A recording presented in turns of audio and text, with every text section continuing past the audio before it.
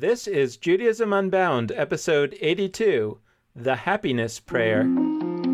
Welcome back, everyone. I'm Dan Liebenson. And I'm Lex Rofus. And we are here today with Evan Moffic. In addition to being the senior rabbi of Congregation Solel in suburban Chicago, Evan is an author and speaker. His most recent book is going to be published this coming Tuesday. It's called The Happiness Prayer, Ancient Jewish Wisdom for the Best Way to Live Today. We're really fascinated by this book because Evan brings together ancient Jewish wisdom, specifically as captured by a particular prayer, which we'll discuss today. And he brings it into conversation with more modern wisdom, specifically positive psychology, but also all kinds of other wisdom that we have in the modern world today. And he asks how the two connect. And so, Evan, we are particularly excited to have you today to discuss your book. Welcome to Judaism Unbound. Thanks, Dan. It's wonderful to be here. Love the podcast so much. Truly grateful to have the opportunity to talk. Great. So I thought we could get started just with your giving us a little bit of a explanation of what your project of this book has been. What is this happiness prayer that you're writing about, and what is it that you're trying to do with it?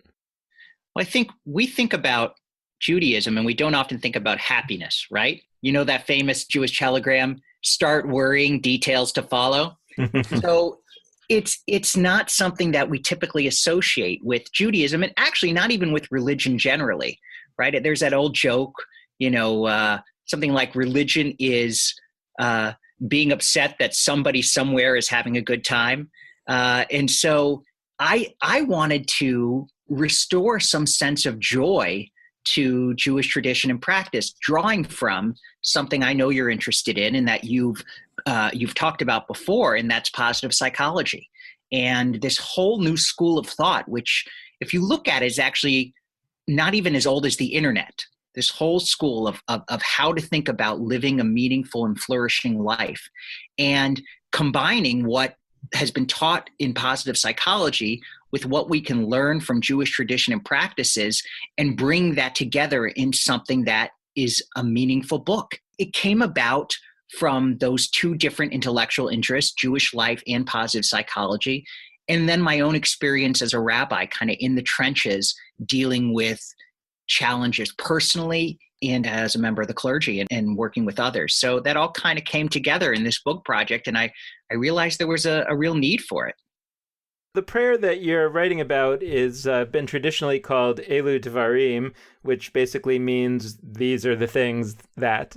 You've, I think, helpfully translated it better as the happiness prayer. But could you tell us a little bit about what the prayer says?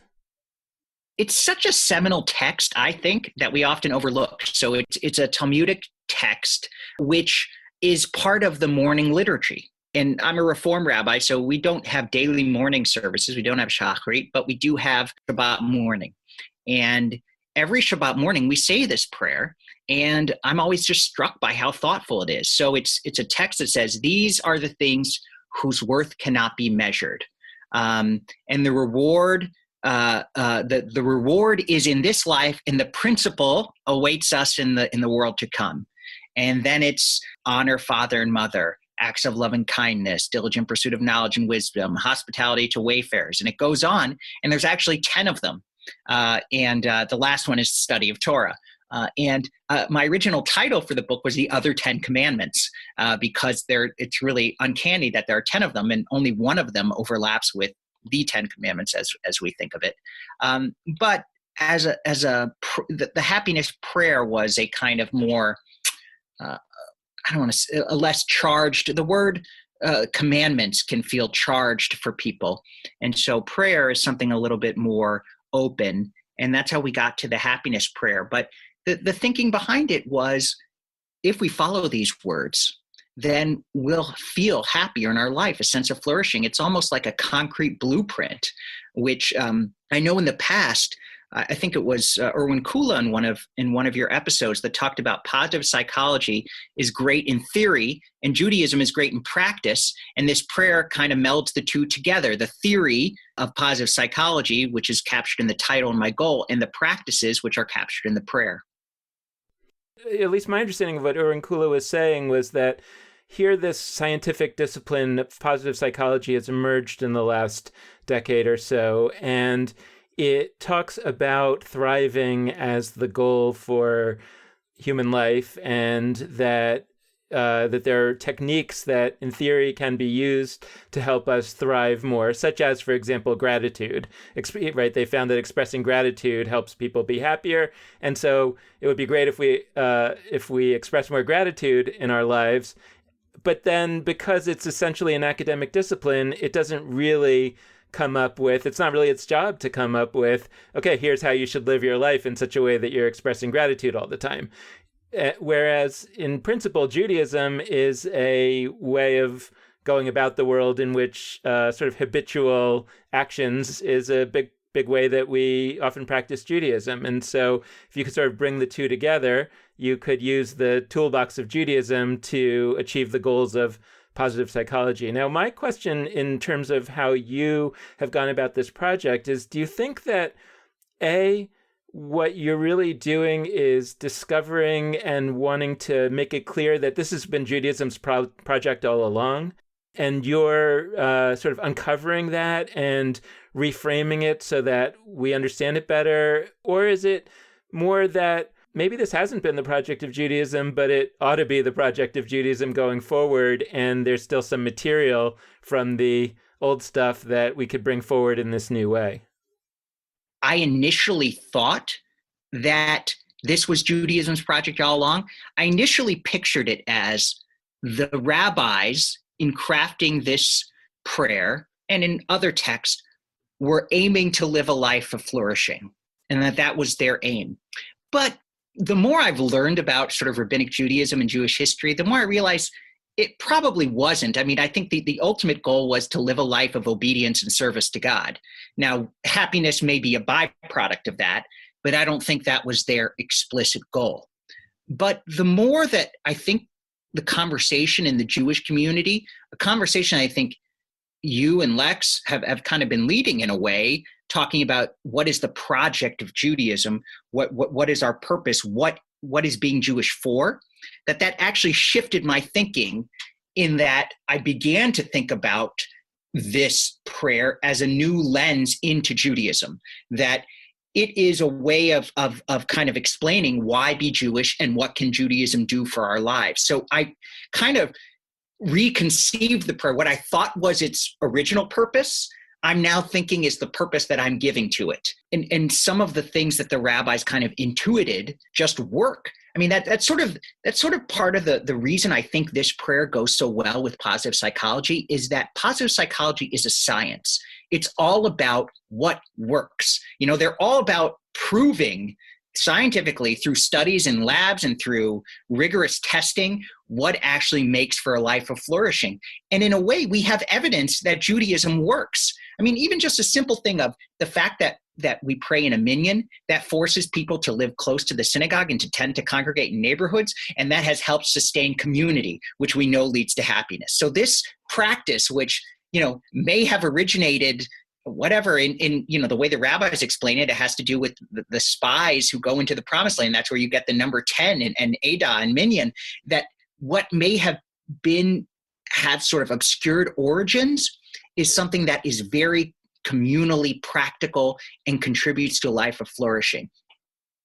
I wanted to back out a little bit and look again at this happiness prayer that you've identified, the Elu Devarim piece, because when I first saw that you were invoking that for a look into positive psychology and happiness, I was actually I was intrigued because it was surprising to me. And the reason it was surprising to me is because I actually think of it as almost saying something, or have thought of it as getting at almost, maybe not quite an opposite, but a very different lens, which is, it says, like, these are the things that you do not primarily because of the benefit they bring you in this world, or say the happiness, but that you'll basically get a benefit for in the world to come. That's what the text sort of says.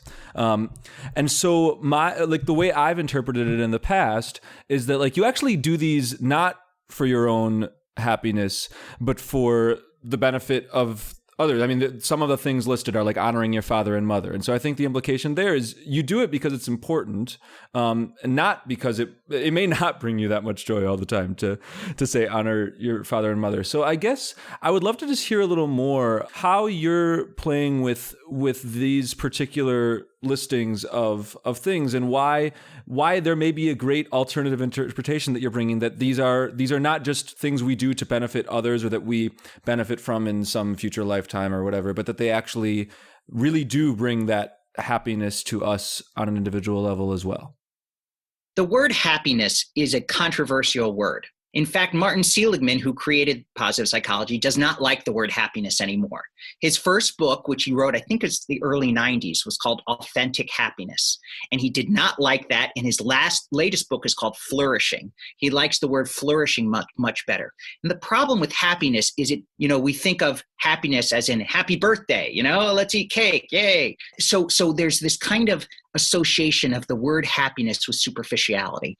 And I don't like that association, and I think it's not how I define happiness. I think of happiness much more in terms of meaning and satisfaction with one's life as a whole. What I'm trying to say is there's a difference between happiness and pleasure. So pleasure is, eating the birthday cake, going on an amazing ride at an amusement park. That's pleasure. Happiness, I think, is much longer term. So something like honoring father and mother, I do think brings us happiness, because I have talked with people just in my own, career who have deep regrets about their relationship with their parents, while their parents were alive, and wish that there had been a greater closeness. Whereas, those who have tried to honor father and mother, maybe they don't see them all the time, but they have them over for Shabbat dinner or do things that create that sense of honor. They feel better about their lives. And that's what I think is sort of the counterintuitive genius of the prayer, is that not all of these things do bring pleasure. I mean, studying, who wants to study all the time? Maybe some people do, but for a lot of people, it's draining and boring.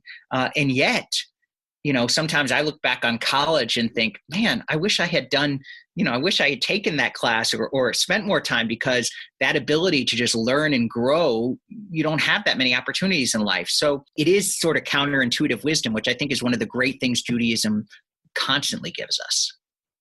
I'm thinking along those lines, as I was reading your book, I was thinking about, there was one place where you were talking about religion sort of elevating and making sacred some of the things that we do naturally.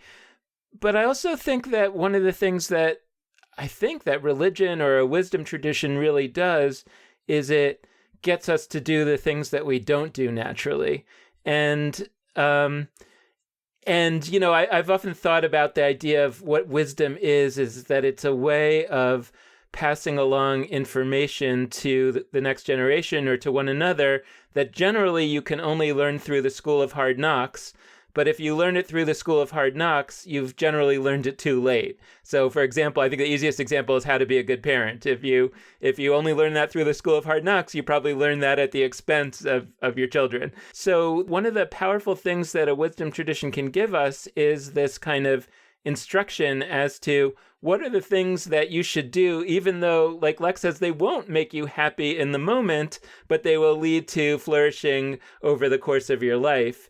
And that somehow is the happiness that we're after. And I wonder, as a little bit of a interpretive, leap or a midrash here, we could say that when the prayer talks about the what we translated as the world to come, but it says olam haba, maybe it's more referring to the later part of this world, right? That you'll be happy down the road if you do these things now that maybe won't make you that happy. Ooh, I love that interpretation. That's good. And, in my own personal life, I think of it. So there's chapter 8. I think it's chapter 8 is about prayer, because in the Elu Devarim, there's iyun tefillah, which, means depth of prayer, meaning, pray with sincerity is how it's translated in the Reform Prayer Book. And I think of my own life. One of the reasons I'm grateful to be a rabbi is it forces me to go to services on Friday night. I tell you, probably 3 times out of 4, I'm tired. It's been a long week. And, I got 2 little kids and I kind of just want to stay home and watch a movie. And yet I know, my congregation's depending on me, and I go and I almost always feel better after going. It's the sense of community, the singing, even if it wasn't such a great sermon or such a great feeling of spirit, I'm grateful that I had that chance to sit in community. And so doing those things that may not seem like they're going to feel great at the time ultimately make us feel better. And so I do think that that religion does that. I think that's one of the things it does well. So yes, I think that's one of religion's irreplaceable functions. Hopefully this question isn't too far out of left field, but I couldn't hold back because one of the early chapters of your book is about the Chicago Cubs, of all things. And that pushes one of my positive buttons, which is that I love the overlap of sports and religion in general, and also sports and Judaism.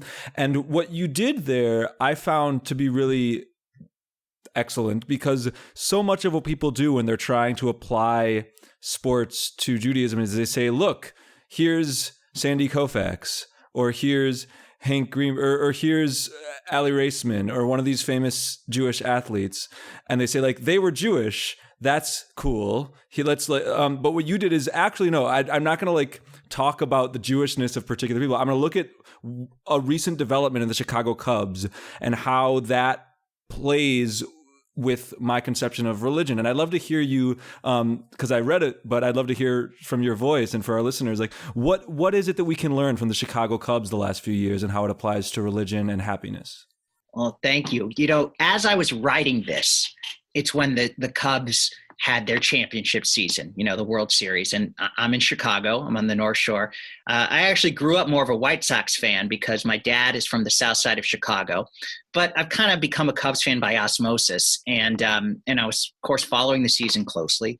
And the Cubs brought in 5 years ago this manager, Theo Epstein.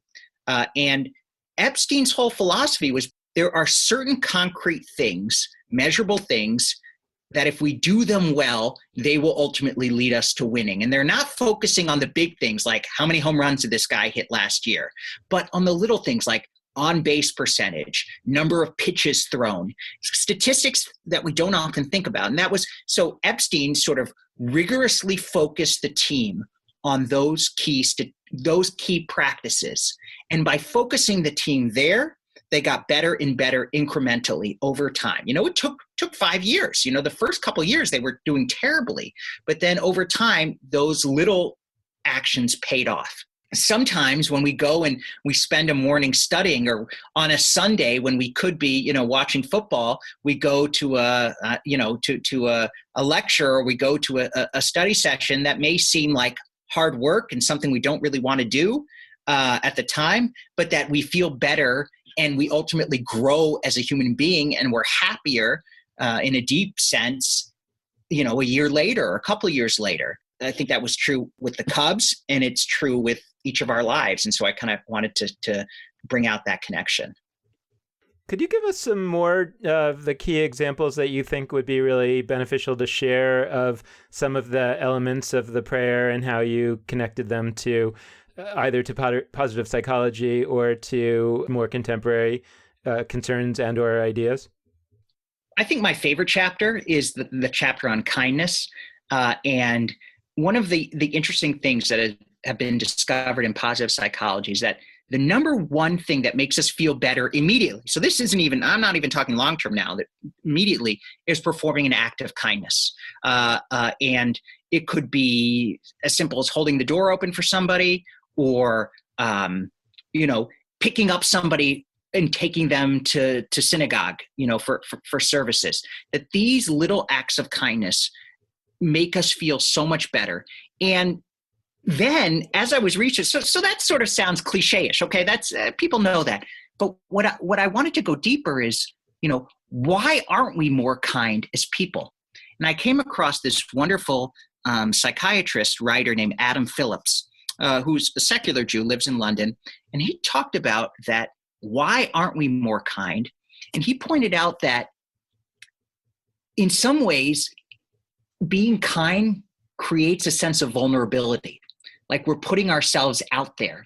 So if we say to somebody, hey, I'll pick you up for services on Shabbat, And they might say, no, I'm not going to services. Why would you waste your time asking me? We feel bad. We wanted to do something. And they said, well, what you want to do is not valuable to me. So therefore, in order to not feel embarrassed or feel vulnerable, we aren't more kind than we should be. I thought about that in terms of going to the hospital. One of the I think it's the 5th or 6th practice is Bikur Cholim, so visiting people in the hospital. In a way, we don't visit people as much as we can, partially because going to the hospital makes us feel vulnerable. We're saying, oh my God, it could have been me, or God, oh, I hope I don't get sick like this person. Recognizing that we don't do things because they make us feel vulnerable, but yet we are happier when we do them was kind of a revelation for me. So that to me was the most important. But in terms of the reactions I've got to people who've read the book, one of the most impactful chapters for people has been the one on honoring father and mother. Because one of the things I say in it is that the verb kibud ave'em, it's kibud, to honor, kavod, heaviness. It's not ahava, it's not love. And that we owe our parents honor, whether they were good parents or bad parents. Now, of course, there are limitations with abuse and so forth, but to honor father and mother is an act of gratitude for the gift of life, even if our relationship with them is not strong. And there are specific ways we can honor our parents without letting them hijack our lives, which a lot of people, feel like their older parents do. And that chapter, I think, has been impactful for people because it gave them permission to kind of be good children to the extent that they can, but also not to feel overburdened. So to me, I'm very lucky. I've had loving parents, great parents in every dimension, but I think that chapter has helped a lot of people reconceive their obligations. We spend a lot of time on our show talking about the extent to which the ancientness of certain rituals adds to their meaning and to their value, and the ways in which totally new ideas can also be incredibly powerful, including totally new ideas that we sort of implant ourselves a badge of authenticity on from a Jewish perspective. And I guess I'm curious, so we've got this happiness prayer, we've got Elu Devarim, many, many, many hundreds of years old, that has a certain rubric of here are, I think you said 10 practices. Are there any practices that they don't list, they being the rabbis, that maybe if we were writing this up today, you'd want to throw on top of them? Because I'd love to say the rabbis had it all nailed, but I have a suspicion that there might be some other ideas that we could put on the table as well. I think there are, for sure. One of the things, of course, I try to do is kind of try to fit like a lot of different things under one concept. So I try to expand the meaning of each of the 10 things to cover things that may not be in there. But definitely, I mean, one of the things, and I kind of outlined this in the first chapter, is there's this sort of 5-part framework for capturing the actions that scientists have shown lead to happiness. And it's, meaning and mastery and significance. Mastery is one of the things they don't talk about. The prayer doesn't say learn a trade or learn a skill. One of the insights of positive psychology is that if we can feel mastery over a certain task, that adds to our happiness. We don't have to be the best in the world at it, but if we feel, let's say we play tennis, for example. We don't have to be the best tennis player in the world, but if we can feel like we know what we're doing, we can serve, we can do forehand, backhand, that sense of mastery of something makes us happier, makes us feel more fulfilled. It could be speaking Hebrew or learning Spanish. So that's something I think that is not really within the prayer. I kind of tried to fit that in under lifelong learning, but that might have been a little bit of a stretch. Another thing is self-reflection is a huge factor in feeling a sense of happiness. And that's not really addressed so much by the rabbis. They're so outward community focused. They don't get as much into the internal parts, the self-directed parts of happiness. A little bit more of a focus on self-reflection, I think could have been in the prayer. So definitely, if we could rewrite the prayer today, I think we'd add a few things. I mean, this kind of raises what I would say are the polar questions of syncretism on the one hand and bundling on the other hand. Right? The syncretism idea is, when are the times in which, for Judaism to flourish, it needs to adopt ideas, practices, etc., from elsewhere. And whether that elsewhere is science or Eastern religion, or most frightening of all for many Jews is Christianity, on the one hand. And the bundling issue is where, I think a lot of times I have this kind of conversation with folks that have bought into the whole bundle of Jewish traditional practice. And where I will say, well, here are the things that I really love about Judaism, that I think Judaism has been really right on about in so many ways, such as, for example, the value of turning ideas into habitualized practices, right? And they sort of say to me, well, that's why you should be coming to synagogue, and that's why you should be doing all these other things that are inherently part of synagogue, right? And the question that I kind of want to ask is, well, aren't there times when maybe I don't have to do that, right? Maybe there are times when certain elements of Judaism sort of come to a natural end and other elements become more prominent. And how do we know that we're not at one of those times, right? And so I'm curious, as a rabbi, right, how do you sort of negotiate that middle position between bundling and syncretism, and think about, to what extent is Judaism malleable, and to what extent should it not be malleable, either by saying, no, these things do come in a bundle, and or, no, we need to keep these things out because otherwise there won't be any uniqueness to Judaism. Yeah, I definitely believe in malleability, and I think syncretism is a good thing. I mean, and so I think, but it's a big dilemma as a Reform rabbi who's probably on the more liberal side of a lot of issues. I generally think I've been actually giving this a lot of thought based on some of what I've learned from you. I don't really worry all that much about syncretism. I kind of think if we do the things that enhance life and meaning, and we do it in the context of the synagogue, people are going to come and get it there.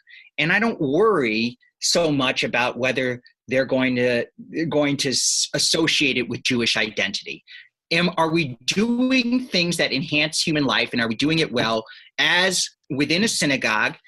Identifying it with Judaism, of course, I want to promote Judaism, and I believe Judaism has a great path, but I don't think it's a monopoly. And I'm happy if people are doing following some of these practices elsewhere. I mean, this I'm glad we've kind of gone in this direction, because I think this kind of is one of the great challenges and dilemmas of non-Orthodox Judaism. And I always think about what one of my mentors, who I know that you knew, Dan, Arnold Jacob Wolf, and he said once, I don't worry about Jewish survival. God will take care of that. I just worry about being the best Jew I can be. And to me, I worry about, in a way, being the best Jew I can be, which is another way of being the best person I can be. And I don't worry all that much about, well, are people coming to get this at the synagogue or not? I love synagogues. I love what they stand for. And I kind of have, I guess this is the faith part of it. I have a faith that if we do what synagogues do and we do it well, people will continue to come. And I do think that then there's the other question is, can we kind of unbundle Judaism? Can we take prayer and sort of say, well, I may not really like the prayer stuff, but I do like the community and the sense of community, and I like the study. I think absolutely. In my synagogue, we have probably 40 people that come on a Saturday morning to a Torah study class, and probably 5 of them stay for the minyan afterwards. Now, I'm not that proud about that. I kind of wish people would stay more, but that is, I'm fine with it though. In the grand scheme of things, I think they're coming to learn, and I'm happy they're learning here, and I'm providing some value there, and that's okay. And ultimately, here's sort of my own personal response to that is, I think we are attracted to different parts of Judaism in different parts of life. So there may be moments when the traditional prayers and the imagery in those prayers really do mean something. I mean, I tell you, people who are very rational when a loved one dies, some of them really do feel that there is an afterlife that their spouse or their child has gone to, and that's comforting. Whereas they wouldn't admit that in the normal day-to-day life, they find that imagery comforting. So I think that there are times when the traditional language does appeal to us, and we should be open to those times without saying that we have to believe it all the time. The other piece of unbundling Judaism is that if Judaism becomes unbundled, you start to question, okay, if I can grab bits and pieces of Judaism that are resonant to me, can I grab bits and pieces of other traditions? And the flip side of that is, if you're not Jewish, are those people going to be grabbing bits and pieces of Judaism? And I asked this, I was on your website when we were prepping for this, and I noticed something that I don't know if this was conscious or not, but you framed your work not as, this is for Jews, or this is, you framed it as sort of, you work with Jewish wisdom and provide it to whoever wants it. And that's a subtle distinction. It reminds me of when we had The Kitchen on a long time ago, and they said that they're like a spiritual community that works from the basis of Judaism or something like that. It's a subtle distinction, but it's different, which it's making a big claim that this stuff is valuable, not just for people born into it or that convert to it, but for whoever. And I guess I'd love to hear how that relates to the specific teachings of, the happiness prayer, but also more generally, like what is it about, like, why is it that the stuff of Judaism should be open from your perspective to people who aren't Jewish? And what does that look like in today's world? I think basically, if you are a non-Orthodox rabbi, if our worship service does not feel spiritually fulfilling to somebody who's not Jewish, our Judaism isn't working. Because I tell you, on a Saturday morning for a bar bat mitzvah service, at least a third of the people there, and that's in Highland Park. Let's say we're in a different, which is a very Jewish neighborhood. In many synagogues, at least half the people there will be people who are not Jewish. And I feel like I'm not doing my job if they don't leave with some spiritual fulfillment. In America today, Judaism has to have something to offer people who aren't Jewish. And I think that it does. And it offers this great wisdom. And part of my goal as a rabbi is to share that. And I think that hasn't been a part of Judaism's mission or purpose for a long time, but it's something that we have to know that our wisdom speaks to their needs. Now, am I just doing that for practical purposes, or do I actually sort of believe that? And I do believe it because I think the whole notion of Judaism as a religion is not really the Bible doesn't have a word for religion. These were just the children of Abraham. And, there's that great text in Genesis, all the nations of the world shall be blessed through you. And I do think that there's deep Jewish wisdom that is a blessing to other people. Now, it doesn't mean we have a monopoly on it, but what we can teach should enhance other people's lives. So yes, I'm very conscious that what I say is Jewish wisdom that is for people of all faiths or no faith. Yeah, and I think that the sort of bookend to that is, at least the way that I've often been thinking about this question, is that a lot of Jews today are in many ways more similar to their non-Jewish neighbors than to sort of Jews from the past. And if the services and whatever's going on isn't working for non-Jews, it probably isn't working for very many Jews either. And so it's actually a good test case. Absolutely. I mean, when I do a wedding, and, I perform interfaith weddings, and, I don't know many Reform rabbis who do any weddings if they don't do interfaith weddings, because those are the majority of weddings. But I explain everything, and I consciously explain it in ways that people who are not Jewish know what's going on. But because of that, I have people who are Jewish, who've been to a lot of Jewish weddings, say that was the best wedding I've ever been to, because I knew what was going on. I felt connected to what was going on. Thank you. And so simply by explaining the huppah and explaining the concept of the exchange of rings and explaining what the Kiddush means, that people felt connected to it. If we reveal Jewish wisdom, we don't need to worry about, are we getting enough Jews in? Are we doing enough in-reach? If we just take Torah as itself and teach that wisdom, it'll appeal to Jews and non-Jews and will ultimately strengthen Jewish community. Among the liberal movements of Judaism, it strikes me sometimes that it's the rabbis of the different movements who are different from one another, whereas the people are more or less the same. The old joke is that a conservative synagogue is a Reform congregation with an Orthodox rabbi. But so maybe there's a difference between the people in terms of sort of what type of rabbi appeals to them, but there isn't really a whole lot of difference among the people in terms of fundamentally what are they looking for in terms of what Judaism is for them in their own lives. And it was actually interesting. A few weeks ago, we talked to Ari Kelman, the sociologist, and he was talking about how in his interviews that were not surveys, but just sort of open interviews with Jews, so many of them brought up the idea of traditions unprompted. And it was really just, kind of there's some kind of folk Judaism that people are really looking for, a kind of way of living in which this old material really feels meaningful for them, but they're not making these distinctions. Are we a legal movement and not legal movement? What's our theology exactly? And the sort of hair splitting that I think goes on a lot at the more leadership level, so to speak. And I'm wondering sort of where you see all that going and what you think the future holds.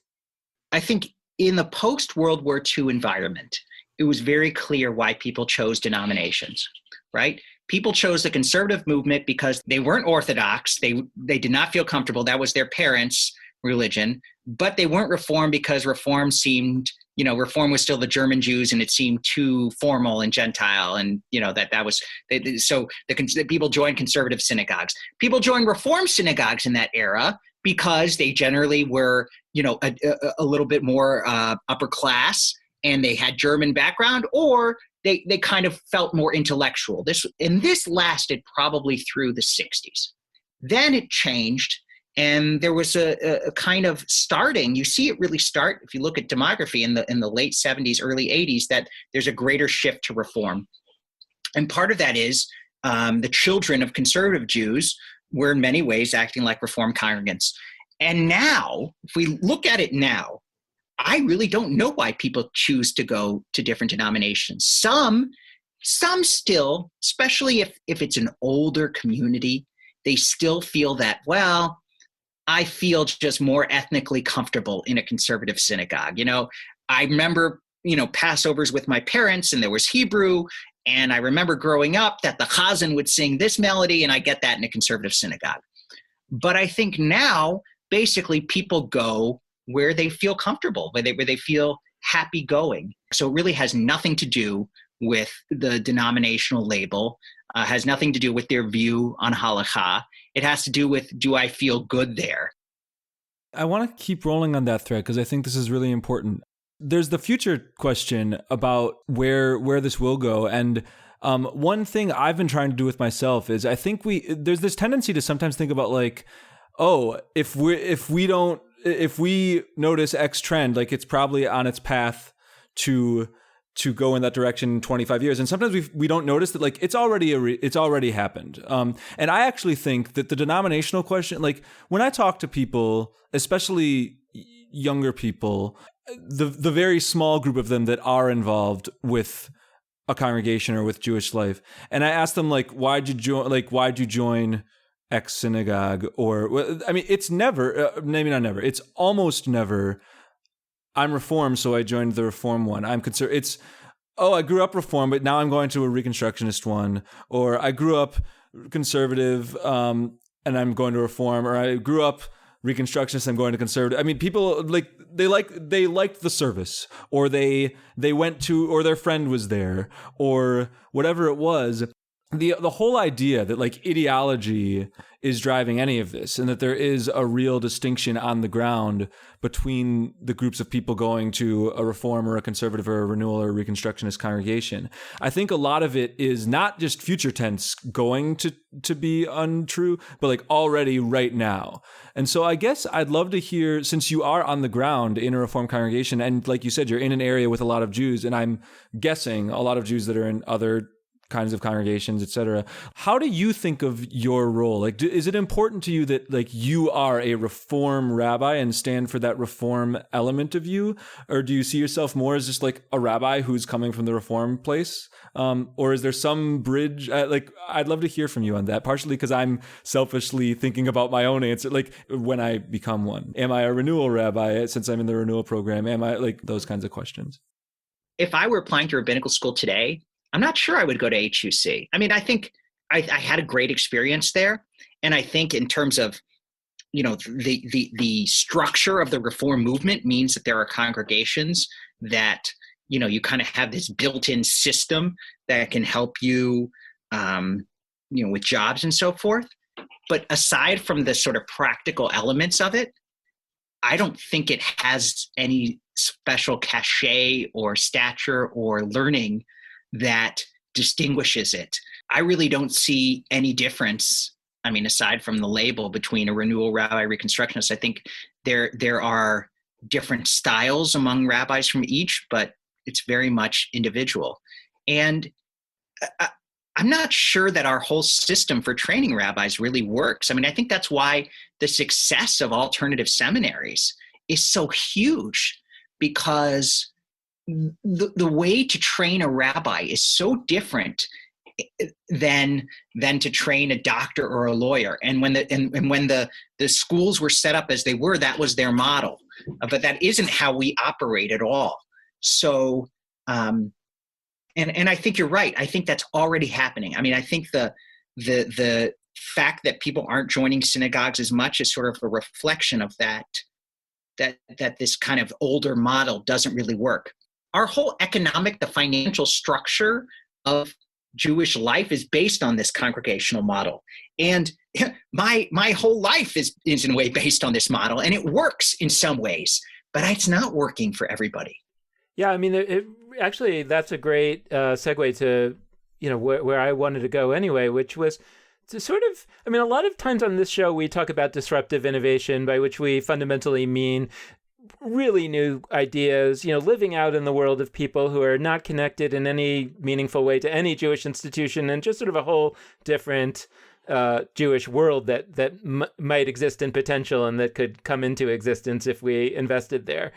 But I also think that there's a lot to talk about in terms of the world of what we would call in this framework sustaining innovation, which is really about how do we strengthen the Jewish world for those who actually do have some interest in the existing forms. And this is where the question, I think, really is in terms of some of what we're looking at in synagogues. It's like, what would we build today if we were building from scratch a set of institutions that would serve well the constituents, the Jewish constituents out there who really are looking for a relatively traditional approach to Jewish living? And my guess is that we would invent something that looks much more like a Hillel or, a JCC, but with a lot more content than that looks like a synagogue that does some of the other non-religious stuff too, right? And Lex often talks about this thing that he once participated in called Jews in the Woods, which is this kind of bunch of Jews that like to be in the woods. And it's not an organization. It's just a bunch of Jews that like to go in the woods. And sometimes it dies, and sometimes some new group comes along and revives it again. And, it doesn't have to have this institutional permanence. And I think that the reason why that terrifies a lot of folks who are coming from the world of Jewish institutions is because so much of the concern is about the economic sustainability of these institutions. And either they make it or they don't. And if they make it, they go along or they bump along as much as they can. And if they don't, they die and they close, which seems sort of tragic when the alternative might have been that what if those synagogues had merged before they closed? I wonder whether the barriers there are primarily a lack of imagination, primarily irreconcilable philosophies, primarily the practical realities of that they have rabbis who have salaries and are very resistant to those kind of mergers because it probably would mean that they would have to lose one of those rabbinical positions, for example, and neither of the rabbis is willing to be the one. What are really the obstacles? Or is what I'm describing sort of wrong? Because I really can imagine a something that looks like a JCC, but it's, let's say, a religious JCC, right? And what that allows is that there can be these constantly shifting minions. Sometimes the reform minion is strong, sometimes it dies, and sometimes it starts up again. And that's, by the way, what happens often in Hillels. And I just sort of wonder whether a major reason why that doesn't happen in the world of Jewish post-college adults is because of all kinds of institutional structures that actually have nothing really to do with the question of what is the best way to deliver the Jewish experience that the people are really looking for. Yeah, all of the above. But I want to point out two different factors that I think kind of get in the way. The first is sort of my own, I kind of see it in my own personal journey. I'm generally more of a risk-averse person, I think, in life. I don't like confrontation very much and all this. But I think over time, I've become more comfortable with risk and taking risks. And I think that has helped me as a rabbi. And I think that I think synagogues have to take risks and try to do risky things like mergers.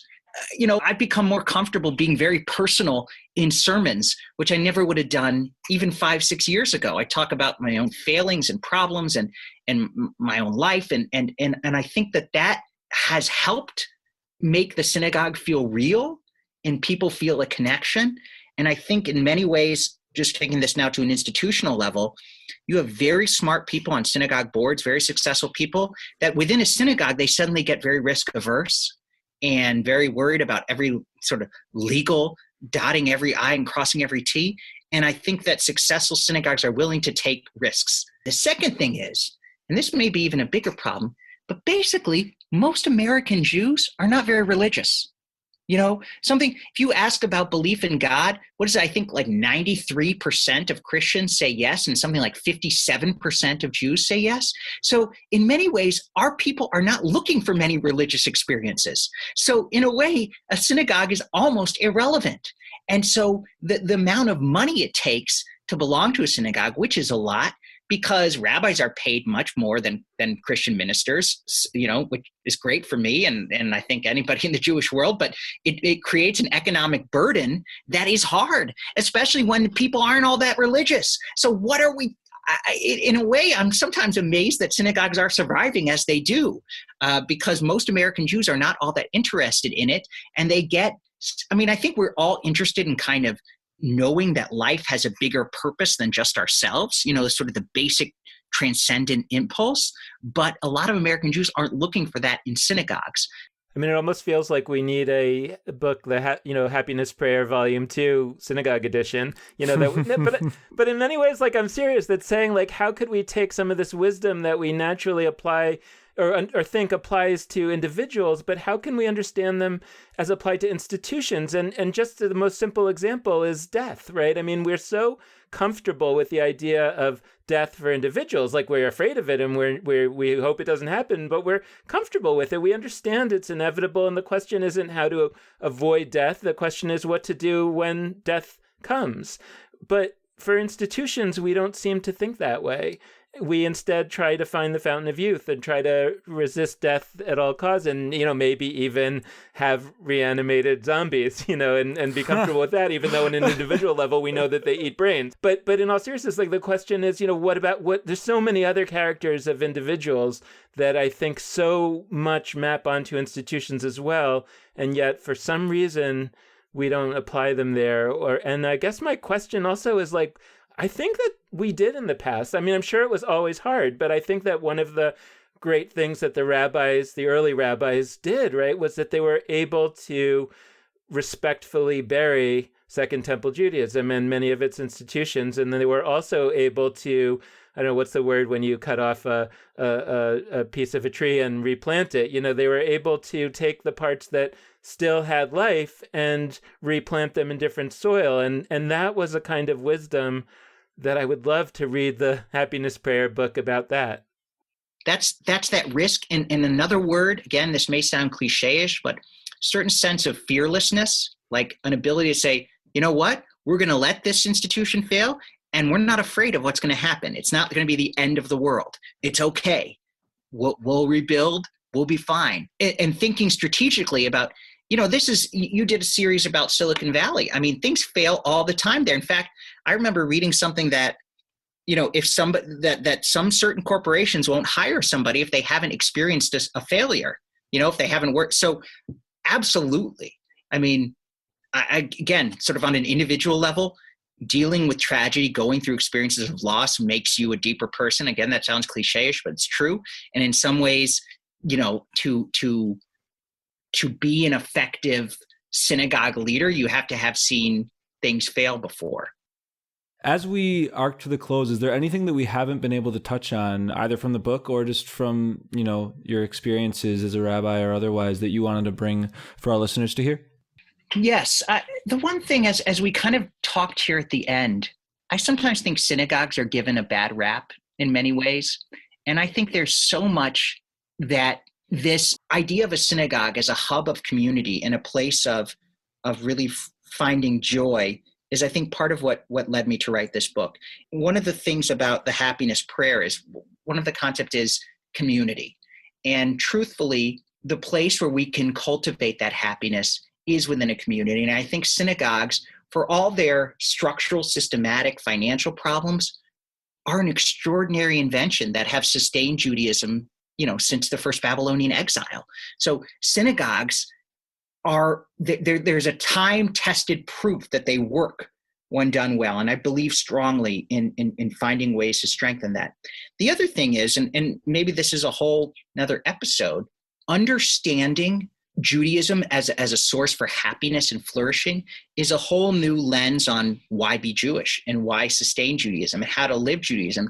And a friend of mine, Darren Levine, who's a rabbi in New York, just wrote a great article called Positive Judaism, where he actually goes through concrete steps as to taking positive psychology and how it can shape our holiday observances, our pastoral care, asking somebody in the hospital something about what gives their life meaning and resilience. So I think that there are ways that this, I was writing more for the individual and a person of any faith as to how sort of positive psychology and wisdom can enrich their lives. But I think that there's a lot that positive psychology can do for Jewish professionals. And I'm happy to talk, I love connecting with people. So anyone who's listening to this and wants to talk more about this, and maybe you're a Jewish professional, maybe you're someone who just likes to go to synagogue, but there's a lot more that kind of positive psychology can do for us than just make us feel happier on an individual level. Thanks again to Evan Moffic for joining us for this episode of Judaism Unbound. We want to encourage folks to order his book called The Happiness Prayer. If you're listening before September 12th, then the book comes out soon. If you're listening after September 12th, it has already come out. So head to Amazon either way, or wherever else you want to buy your books, and you can order The Happiness Prayer. We want to close out this episode in the same way we always do, by encouraging you to be in touch with us. And there are a few ways for you to do that. First, you can head to our Facebook page, Judaism Unbound. Second, you can check out our website, JudaismUnbound.com. And last but not least, you can always hit us up via email at dan@nextjewishfuture.org or lex@nextjewishfuture.org. The last plug we like to make is that you can always support us financially with either a one-time donation or a monthly recurring gift. And you can do that, either of those, at JudaismUnbound.com/donate. So thanks so much for listening. And with that, this has been Judaism Unbound.